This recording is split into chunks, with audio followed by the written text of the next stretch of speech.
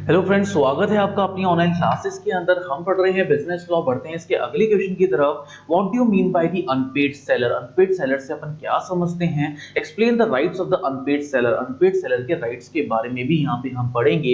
Explain the unpaid seller, दो तरीके से और पूछा जा सकता है ना आपसे।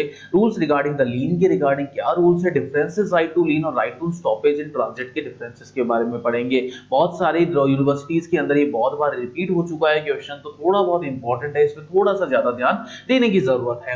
The sale of the goods 1930 expressly lists down the rights and the duties of the both the buyers and the seller. Buyers और seller की rights and duties यहाँ पे involve हो जाती हैं। It also contains the express provision relating to what a unpaid seller is, what our rights are.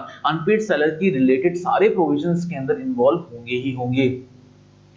What it lacks is the enumeration of the duties of the might arise is the seller who is unpaid. वो seller की चीजें यहाँ पे आ गई है जो कि unpaid है। By a careful and a thoroughly reading and understanding of the provision relating to the unpaid seller under the act, one might come across certain implied duties of unpaid seller which he is entitled to fulfill in order to establish the rights of the seller or who is unpaid। यहाँ पे वो सारे provisions आ गए जो इस act के अंदर unpaid seller से related होंगे, और कोई ना कोई सर्टेन इंप्लाइड ड्यूटीज भी आ गई जो कि अनपेड सेलर से रिलेटेड है, उनके राइट से रिलेटेड है। उन सब चीजों के बारे में इस क्वेश्चन के अंदर हम पढ़ेंगे। Unpaid seller under the sale of goods act 1913। In the general sale, unpaid seller is the one who has sold his goods but have not received the full price of the goods। Unpaid seller कौन हुआ भाई? जिसने goods को बेच तो दिया लेकिन उसको उसका पूरा प्राइस नहीं मिला है by the customer or the carrier। Here it is also important to note that the seller remains unpaid even if the part payment of the remains unpaid। seller unpaid माना जाएगा जब तक पूरा पेमेंट उसके पास नहीं जाता। अगर पार्ट पेमेंट भी नहीं आया तब भी उसको unpaid ही माना जाएगा। For example, if A sells a bike to the B, A ने बाइक बेची B को 50,000 रुपए की और B ने पे करे 48,000, 2,000 नहीं पे करे, अभी भी A क्या माना जाएगा? अनपेड सेलर ही माना जाएगा। Taking legally an unpaid seller according to the Sales of Goods Act 1930 is a person or the seller of the goods who has been left unpaid in the following cases। कुछ cases के अंदर उसको unpaid कर दिया हो जब उसको unpaid seller बोल देंगे। पहली कंडीशन है where the whole price of the goods sold by the seller has not been paid or tendered to the buyer। Buyer जब पूरा प्राइस नहीं पे करे सेलर को। एग्जांपल के केस में देखा, ए ने बाय करा 4,000 रुपए की चेयर बी से, to pay the amount the rights of the B is unpaid seller arises. तो राइट्स है जो बी के वो अनपेड सेलर की तरह अराइज हो जाएंगे। In case when the bill of exchange or other negotiable instrument has been received in the conditional payment, जब कोई भी कंडीशनल पेमेंट के बेसिस पे जब कोई गुड्स को भेजा जाता है by the seller and the condition on which it was received has not been fulfilled, और वो कंडीशन फुलफिल नहीं करे अगर, because the dishonour of the instrument has occurred. For example, A ने बी से टेलीविजन खरीदा and the payment has been made by cheque, cheque से payment करा, बट लेटर चेक बाउंस हो गया due to the inefficiency of the funds in the account. लेकिन check क्या हो गया? बाउंस हो गया। A seller also includes any person who is in the position of the worker of the seller। Seller उस position के जो काम करने के लिए सेलर के लिए एलिजिबल है उसको भी हम सेलर ही बोलेंगे। This also includes any agent of the seller to whom the bill is alleging or for signed the consignor or against agent of the bill seller। यहाँ पे सारे एजेंट भी आ गए सेलर के, कंसाइनर हो गया, कंसाइनी हो गया, एजेंट जो कि हिमसेल्फ पेमेंट करा जाएगा। ए ने बाय करी वॉशिंग मशीन बी से, B deliver it to as how though the C, A is liable to pay the C. A liable है किसको पे करने के लिए? सी, बिकॉज बी तो एजेंट था। Duties of unpaid seller. Unpaid seller की क्या क्या ड्यूटीज हो सकती है?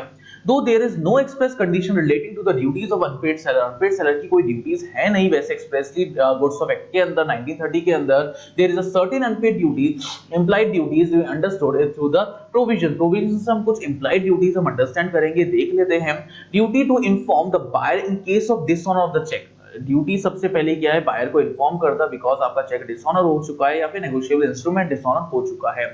It is a duty that he informs the buyer to dishonour the cheque before exercising his rights as an unpaid seller. Rights को exercise करने से पहले इन्फॉर्म तो कर दे बायर को कि भाई आपका चेक बाउंस हो गया है।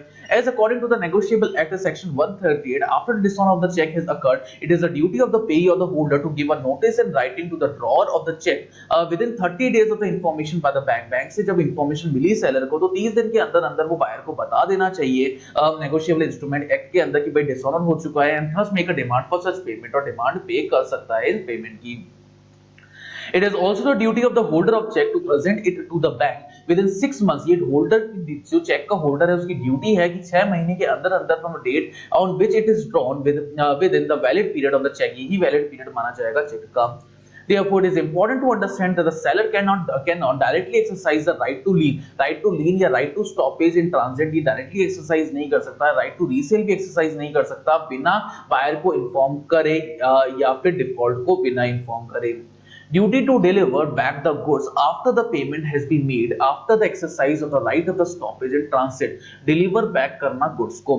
In general, it is the duty of the seller, ये seller की duty है deliver करना goods को, the buyer accept them, which he may be altered by changing the terms and condition of the contract, contract की terms and condition change करके वो कर सकता है ये काम।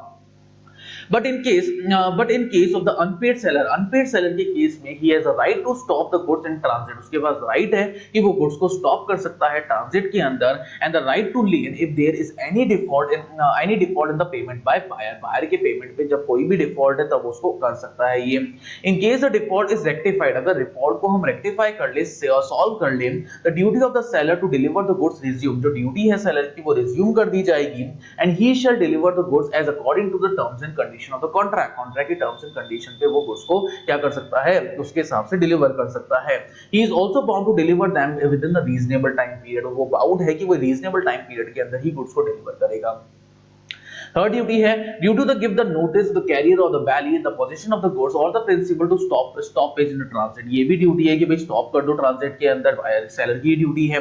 Section 52 of the act empowers the unpaid seller to exercise the right to stoppage in the transit by the taking the actual position of the goods और by giving a notice to his claim के basis पे कोई भी notice रख दे वो to the carrier और the bailee who is in the position of the goods, जो कि पोजीशन के अंदर है गुड्स के। इन case of notice the duty of the seller arises that he must be give the notice within a reasonable time पे ही वो notice they they, and under such circumstances that the principal can communicate the prevention of the delivery of to the buyer के लिए delivery रख दे by the exercising his a reasonable diligence, जब कोई भी reasonable diligence को exercise करे, the carrier shall then re-deliver the goods to the seller according to the direction के according वो goods को दोबारा से resell कर दे goods को। Duty to maintain the goods in the delivery state, ये duty है कि हमेशा delivery state के अंदर ही goods को रखना है। When the seller exercises right to stoppage in the transit or the right to lien, he makes sure that after default is rectified, जब default बिल्कुल सही हो जाए, the goods are in the delivery state, deliverable state पे ही हो goods and the same quality and the quantity is promised to the contract of sale, और contract of sales के basis के ऊपर जो quality और quantity का वादा करा गया था वो quality और quantity के basis के ऊपर ही goods को deliver करा जाए, and is not generally cancelled by the mere exercise of the right or lien and right to stoppage, और कोई भी जल्द cancel नहीं कर सकता है इसको। Duty to give the notice to the buyer of his intention to resell, ये notice देना buyer को कि वो resell कर देगा भाई goods को अगर payment नहीं करा तो। The unpaid seller has the right to resell the goods in the case of the buyer with a perishable nature, और when he sends the notice to the buyer, जब कोई भी goods perishable nature का आया buyer को वो notice भेज दे पहले से ही, exercise of the right to lien and right to stoppage intends to resell the goods, वो intent है भाई resell कर सकता है उन goods को। Even after the notice the buyer does not make the payment, अगर notice के बाद भी buyer payment नहीं देता है reasonable टाइम के अंदर, the seller has a right to resell the goods, seller के पास राइट आ जाता है कि वो गुड्स को बेच सकता है and recover the damages for any losses due to the breach of contract के बेसिस पे कोई भी लॉसेस को वो वापस से रिएम्बर्स कर सकता है। If the seller does not give the notice to the buyer, अगर seller buyer को नोटिस ही नहीं दे पाए, then he shall not recover the damages from the buyer, तो buyer से वो कोई भी damages claim कर ही नहीं सकता। Duty to exercise the right to lien and right to withhold the delivery only after the payment of the prices. The right to lien can be exercised by the unpaid seller. Unpaid seller right to lien exercise कर सकता है only for the prices due by the buyer, जब buyer कोई भी prices due करे, and not for the other charges like the rent or maintenance or other expenses, rent, maintenance या other expenses के duties या rights को नहीं maintain करे। Also his right to the withhold the property expire कर दे right को, and when the payment is made, जब payment करा जाए।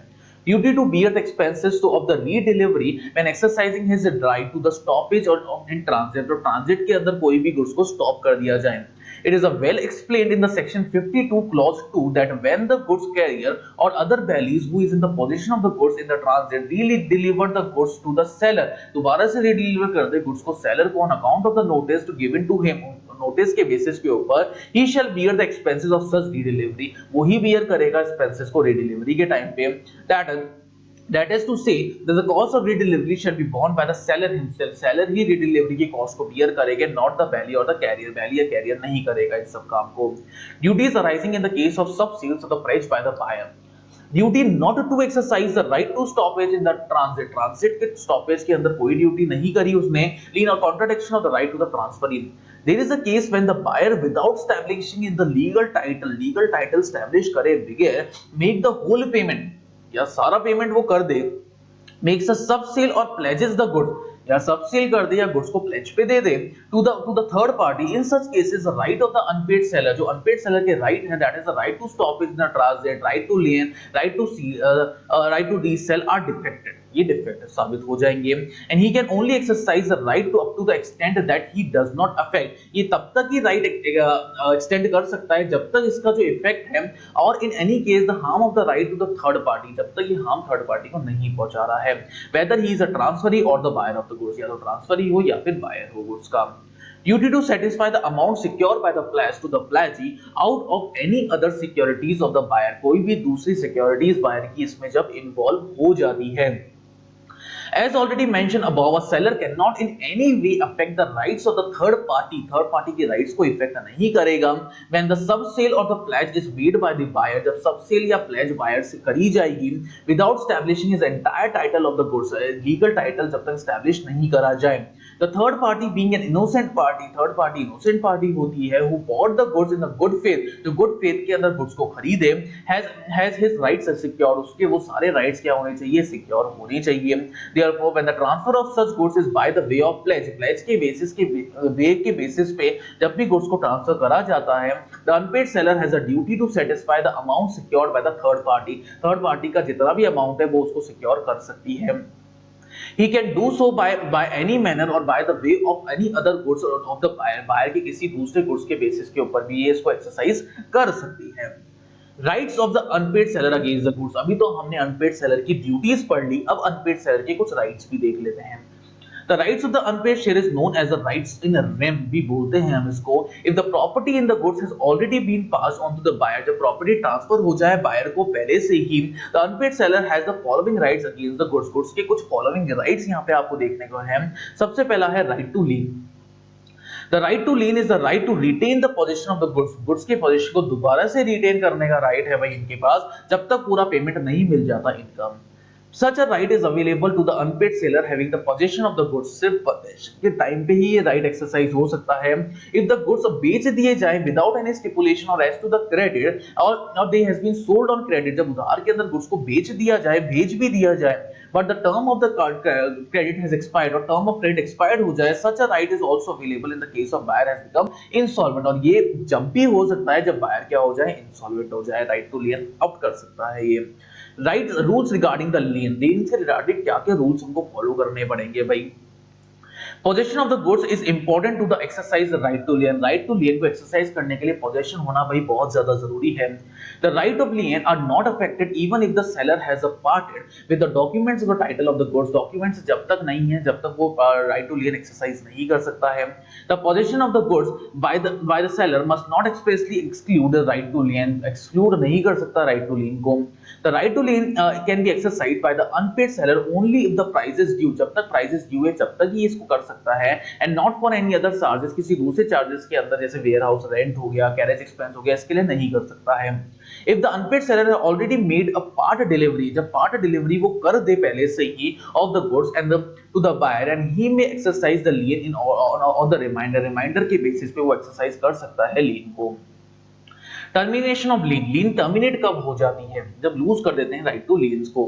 If he delivers the goods to the carrier और other bailee for the purpose of transmission to the buyer without reserving the right of disposal. Disposal के right के बिना जब वो पहली या कोरियर सर्विसेज को दे देता है कि भाई डिलीवरी कर जाओ किसी भी गुड्स की, तो लीन यहाँ पे खत्म हो जाती है.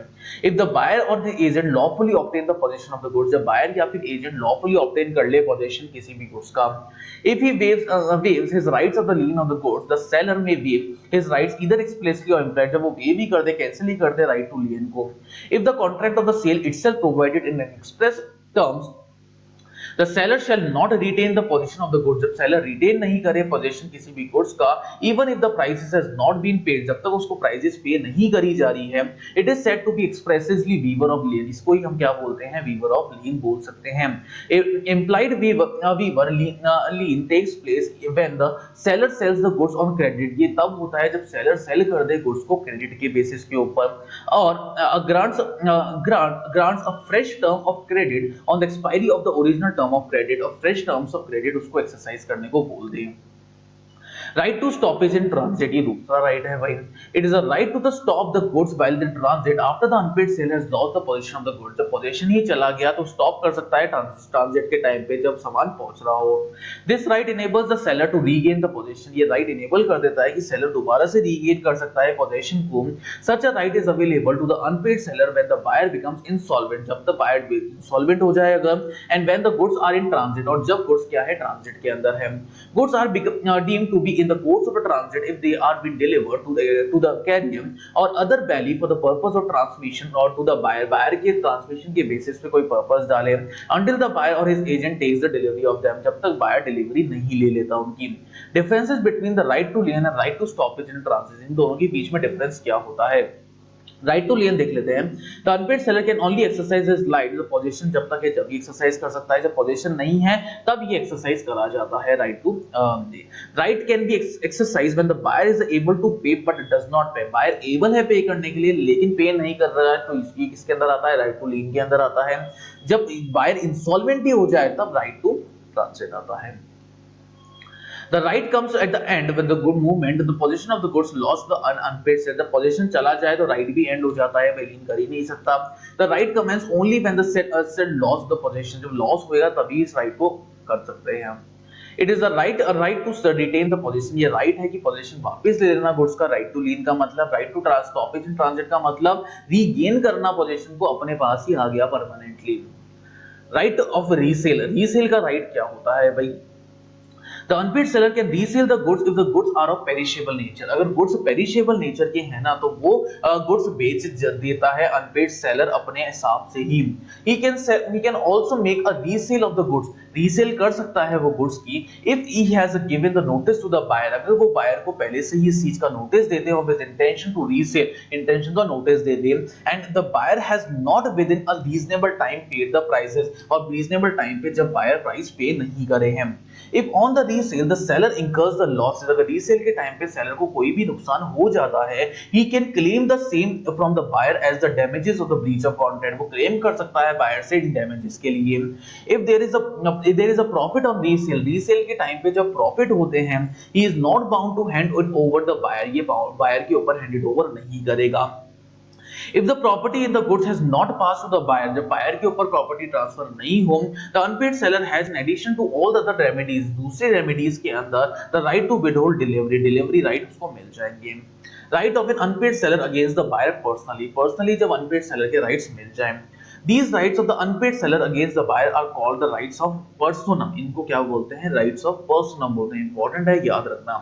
These are as follows, if the property in the goods has passed to the buyer, जब property किसी भी goods की buyer को pass हो जाए and the buyer wrongfully refuses to pay for the goods, और refuse कर दे कि भाई मैं तो payment कर ही नहीं रहा goods का, the seller may sue for him for the prices, seller उसको कोर्ट का लेके जा सकता है कि भैया पहले प्राइस दे इसका। Even if the property in the goods has not been passed, अगर property goods की पास नहीं करी गई है buyer को, the unpaid seller may sue the buyer for the prices, अभी भी sue कर सकता है वो buyer को prices के लिए, wrongfully refuses the pay, अगर उसने wrongfully refuse कर दिया उनको pay करने के लिए। If the buyer abandons the contract before the date of the delivery, delivery से पहले buyer क्या कर दे, cancel कर दे या मना कर दे, refuse कर दे, the seller may treat the contract as existing, seller अभी भी क्या बोलेगा, existing contract है, and wait till the date of the delivery, delivery की date तक wait करेगा, और he may treat the contract as cancel, और cancel कर सकता है वो contract को, and sue the buyer for the damages of the breach, और breach के लिए damages के लिए वो buyer को sue कर सकता है। If there is a specific agreement between the seller and buyer, seller और buyer के बीच में कोई specific agreement है अगर as to the interest or the prices of the goods from the date on which the payment becomes due, उस date के लिए जब payment due करा जाए, the seller may recover the interest from the buyer, seller recover कर सकता है सारा interest buyer से. If there is no such agreement, अगर कोई भी ऐसा agreement नहीं है, the seller may charge interest on the prices, prices के ऊपर interest charge करा जा सकता है. And when it becomes due for such day, इस day के लिए जब उसको due करा जाए, as he may notify to the buyer, buyer को वो notify कर दे पहले से ही.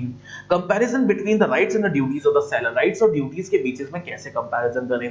For a better and the thoroughly understand of the other duties of the seller, whether paid or unpaid, here is a comparative study of his rights and duties. Rights and duties का कुछ comparative study देख लेते हैं. Rights का मतलब क्या है? He can reserve the right of the disposal of the goods until a certain condition disposal से पहले goods को रख सकता है. He is liable to make the necessary arrangement for the transfer of the property of the goods to the buyer. Liable कर सकता है ऐसे arrangement की transfer करना भी property को. He can assume the acceptance of the goods from the buyer in the following cases. Acceptance accept कर सकता है, conveys buyer ने पहले convey कर दिया. Does an act opting the sale, act ऐसा करे कि भाई सेल ही हो रही है. Retain the goods without the notice of the rejection, rejection के बिना retain कर ले सारे goods को. To ascertain the appropriate goods on the contract of the sale, contract of sale के basis के ऊपर जब goods को ascertain कर ले, ये एक तरीके की duty है हमारी. To deliver the goods on the application of the delivery by the buyer, buyer deliver कर दे goods को, ये right है.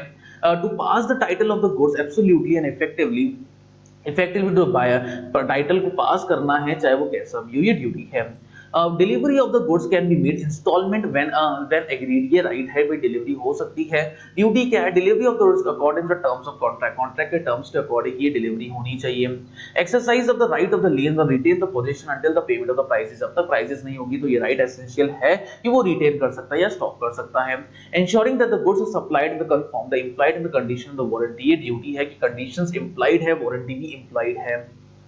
Exercise the right to the stoppage in the transit and resume the possession of the goods until the payment of the prices, जब तक payment नहीं मिल जाता, जब stop कर सकता है वो ट्रांजिट के अंदर ही. To put the deliverable state and deliver applied in the buyer, deliverable state के अंदर ही रखेगा उसको जब तक पूरा इंसॉल्वेंसी नहीं हो जाती, ये ड्यूटी है. To resell the goods under certain suitable circumstances, resell कर सकता है goods को, ये right है.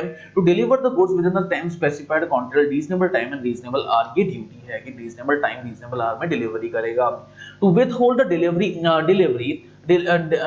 to the goods of the proprietary in the goods has not been passed, जब तक goods buyer के ऊपर पास नहीं होते जब तक delivery करेगा, ये right है. To bear all the expenses of the incidental to make the delivery, सारे expenses कौन bear करेगा, ये duty है उसकी. Ninth है to sue the buyer for the prices when the property of the goods has been passed to the buyer, जब तक property buyer के ऊपर ट्रांसफर नहीं हो जाती जब स्यू करेगा. Certain date terms of condition contract of sale भी हो सकता है, बायर फेल हो जाए पेमेंट करने में तब हो सकता है ये. To deliver goods in agreed quantity, जो भी क्वांटिटी एग्रीड है वो डिलीवर करनी ही पड़ेगी, ये ड्यूटी है. अब बात करते हैं हम ऑक्शन सेल के बारे में. It is a public sale in which the different buyers are willing to participate. अलग-अलग buyer willing हो जाते हैं participate करने के लिए. The goods are finally sold to the highest buyer. Highest bidder को goods को बेच दिया जाता है. The one who has quoted the highest prices. Highest bidder कौन होगा? जिसने सबसे ज्यादा प्राइस सेट करी है उस पर्टिकुलर गुड की. क्या-क्या रूल्स होने चाहिए ऑक्शन सेल के ऊपर? If the goods are put up to the sale in the auction in the lots, each lot is deemed to be subject separate contract of sale. अगर lots के अंदर कोई भी goods को बेचा जा रहा है तो हर lot का अलग contract बनाया जाएगा. When the auction is announces its completion by the fall or the hammer or some other customary manner, the sale is considered complete. Sale को complete मान लिया जाएगा. Until such announcement, any bidder may revoke जब तक announcement नहीं आ जाता revoke कर सकता है अपनी bid को कोई भी. In an auction sale, a right to sell may be reserved expressly by the seller. Auction sale के अंदर right reserve है बीबी seller के पास. In such case, the seller or any one person on behalf may bid the auction. Seller के behalf पे भी कोई भी जना bid कर सकता है.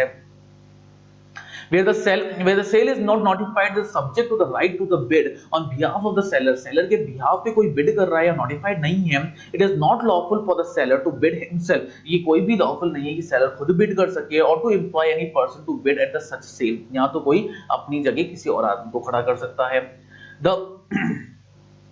The sale may be notified to the subject of the reserve और the upset prices, upset prices के ऊपर ही सेल करा जाएगा। It is the prices below which the auctioneer will not sell in an auction, auction के अंदर कोई भी गुड्स नहीं बेचा जाएगा। In an auction sale, if the seller makes a use of the pretended binding in the case of the prices, prices की basis के ऊपर कोई binding है पहले से, the sale is voidable at the option of buyer, buyer के option पे sale को क्या मान लिया जाएगा भाई, void है sale। Sometimes a group of the person may form a combination to prevent a competition among themselves, और competition कर देते हैं भाई auction के अंदर कोई भी group, only one of them may actually bid and they may share the benefits later privately, और privately कोई जना share ले लेता है उसका, भाई खड़ा कोई और आ रहा है, चीज किसी और के पास जा रही है। Such a combination called a knockout, इस combination को अपन knockout बोलते हैं, and is not illegal, ये कोई illegal नहीं है। But if the intention of the parties is to defraud a third party, जब intention ये है कि defraud ही करना है third party को, तो knockout is illegal, तो knockout को हम illegal मान लेते हैं। तो ये हमने पूरा पढ़ लिया अनपेड सेलर के बारे में और ऑप्शन सेल के बारे में। Thank you so much.